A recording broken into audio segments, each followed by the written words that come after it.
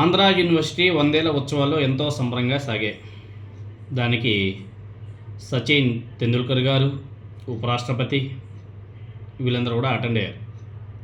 ఈ ఉత్సవాలకు వచ్చేటువంటి ప్రభుత్వ పెద్దలు ఆంధ్రా యూనివర్సిటీ గొప్పతనం గురించి ఎన్నో చెప్పారు. 100 ఏళ్ళు కాదు, మరో 100 ఏళ్ళు బ్రహ్మాండంగా ఆంధ్రా యూనివర్సిటీ వెలిగిపోవాలని చెప్పేసి కోరుకున్నారు. ఇదంతా బాగానే ఉంది. కానీ ప్రభుత్వ పెద్దలు ఇంతకీ ఆంధ్రా యూనివర్సిటీకి ఏమి ఇచ్చారు అన్న దాని మీద ప్రస్తుతం పెద్ద చర్చ అయితే నడుస్తుంది. అంత పెద్ద హడావుడి చేశారు కదా, 100 కోట్లు ఖర్చు పెట్టుంటారు కదా. మరి ఆంధ్రా యూనివర్సిటీ డెవలప్మెంట్ కోసం ప్రభుత్వం ఎంత అమౌంట్ ఖర్చు పెట్టింది, ఏం చేసింది అనే చర్చ అయితే నడుస్తుంది. శతాబ్ది ఉత్సవాలకు ముఖ్య అతిథిగా హాజరైనటువంటి నారా చంద్రబాబు నాయుడు గారు 500 కోట్ల నిధులను ఏయూకు ఆంధ్రా యూనివర్సిటీకి ఇస్తున్నట్లు ప్రకటించాడు. అయితే ఇక్కడే చిన్న మిల్క కూడా పెట్టాడు చంద్రబాబు నాయుడు గారు.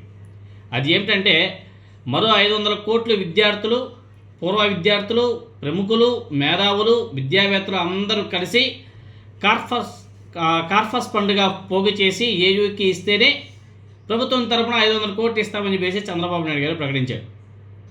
ఫస్ట్ వాళ్ళందరూ కలిసి 500 కోట్లు ఇవ్వాలంట, తర్వాత ప్రభుత్వం నుంచి 500 కోట్లు ఇస్తారంట. వాళ్ళందరూ కలెక్ట్ చేసి 500 కోట్లు ఇచ్చేలోపు చంద్రబాబు నాయుడు గారు ఆయన ప్రభుత్వం ఉంటుందో ఊడుతుందో ఎవరికి కూడా తెలియదు. నిజానికి చూస్తే 500 కోట్ల రూపాయలు ఈ విధంగా భూరి విరాళాలుగా వసూలు చేయడం అతిపెద్ద లక్ష్యమే కాదు, కష్టసాధ్యం అని చెప్పేసి కూడా చెప్తున్నారు. 500 కోట్లు అంటే మాటల. ఇక ఈ బాధ్యతల్ని ప్రభుత్వం స్థానిక ప్రముఖుల మీద పెట్టేసింది. అయితే వీళ్ళు ఎంత మేరకు ఆ నిధులను వసూలు చేస్తారు, అది ఎన్నాళ్ళు పడుతుంది అనేది ఒక పెద్ద క్వశ్చన్ మార్క్గా మిగిలిపోయింది. అంటే ఆంధ్రా యూనివర్సిటీకి 500 కోట్లు ప్రభుత్వం ఇవ్వాలంటే మరో 500 కోట్లు పూర్వ విద్యార్థుల నుంచి వసూలు చేయాలన్నమాట. నిజానికి అది అయ్యే పనేనా మీకు అనిపిస్తూ ఉందే? ఇక గతంలో కూడా అంటే ఐ థింక్ 2016 అనుకుంటా, అప్పుడు కూడా చంద్రబాబు నాయుడు గారు ముఖ్యమంత్రిగా ఉన్నాడు. అప్పుడు చంద్రబాబు నాయుడు గారు స్నాతకోత్సవాల్లో పాల్గొన్నప్పుడు ఇలాంటి ప్రకటనే చేశాడు. అప్పట్లో ప్రభుత్వం 100 కోట్ల నిధులు ఇస్తుంది, మరో 100 కోట్లు కార్పస్ పండుగ పూర్వ విద్యార్థుల నుంచే సేకరించాలని చెప్పేసి ప్రతిపాదించాడు. అప్పుడు 100 కోట్లు, ఇప్పుడు 500 కోట్లు అయింది అంతే. ఆ గతంలో 2016లో ప్రకటించిన 100 కోట్లు ఇప్పటి వరకు అమలు కాలే. అలాగే అప్పట్లో ఇచ్చినటువంటి హామీ మేరకు 100 కోట్ల ఏదైతే ఉందో 100 కోట్ల రూపాయలు ప్రభుత్వం ఇవ్వలేదని కూడా చెబుతున్నారు. మేము చెప్పలేదు, మాకు తెలియదు అని చెప్పేస్తున్నారు. ఇప్పుడు కూడా అదేవిధంగా ఈ 500 కోట్ల రూపాయల ప్రభుత్వం ఇస్తుందా, లేకపోతే ప్రకటనతోనే సరిపెడుతుందా అన్నది కూడా ఒక పెద్ద చర్చ అయితే నడుస్తుంది. ఆంధ్రా యూనివర్సిటీ పరిస్థితి చూస్తే ప్రస్తుతం ఆర్థికంగా అనేక ఇబ్బందులు ఎదుర్కొంటుంది. గత 3 నెలలుగా ఉద్యోగుల జీతాలను ఆంధ్రా యూనివర్సిటీ తన రిజర్వ్ ఫండ్స్ నుంచి తీసిస్తుంది. అది ఆంధ్రా యూనివర్సిటీ యొక్క పరిస్థితి. ఈ విధంగా 105 కోట్లు ఖర్చు చేశారంటే ఇప్పటివరకు. అంతేకాకుండా మొన్న జరిగినటువంటి ఏయూ శతాబ్ది ఉత్సవాలకు ప్రభుత్వం నుంచి ₹1 కూడా నిధులు కేటాయించలేదు, అర్ర పైసా కూడా కేటాయించలేదు.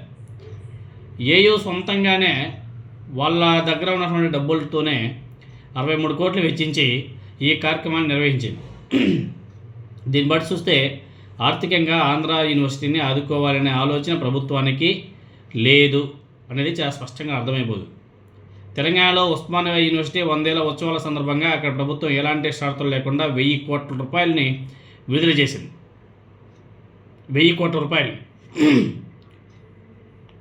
అదే తరహాలో రాష్ట్ర ప్రభుత్వం, కూటమి ప్రభుత్వం కూడా ఏయూని ఇప్పటికైనా సరే ఆర్థికంగా ఆదుకోవాలని చెప్పేసి వాళ్ళంతా కూడా కోరుకుంటున్నారు.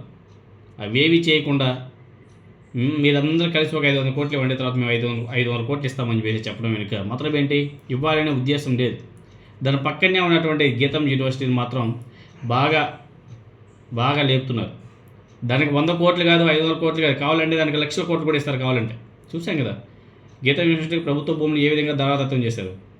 అదే భూమిని ఆంధ్ర యూనివర్సిటీకి ఇవ్వమంటే చుట్టారా? వీళ్ళు ఏమేమంటే ఈ ఆంధ్ర యూనివర్సిటీని గాల్లో కలిపేస్తే మన గీతం యూనివర్సిటీని ఇక్కడ కలిపేవచ్చు. అని చెప్పేసి వీళ్ళ ఆలోచన. ఎందుకంటే గీతం యూనివర్సిటీ ఎవరిదో తెలుసు కదా మీకు అందరికి కూడా. కాబట్టి ఈ రాజకీయ నాయకులకి ప్రభుత్వ సంస్థల మీద ప్రభుత్వ ఆర్థిక వనరులను ఏ విధంగా దోచి ప్రైవేట్ వ్యక్తులుగా పెట్టాలో బాగా తెలిసినటువంటి వ్యక్తి నారా చంద్రబాబు నాయుడు గారు. అదేవిధంగా ఈ కూటమి ప్రభుత్వం అనేసి చాలా స్పష్టంగా అర్థమవుతుంది.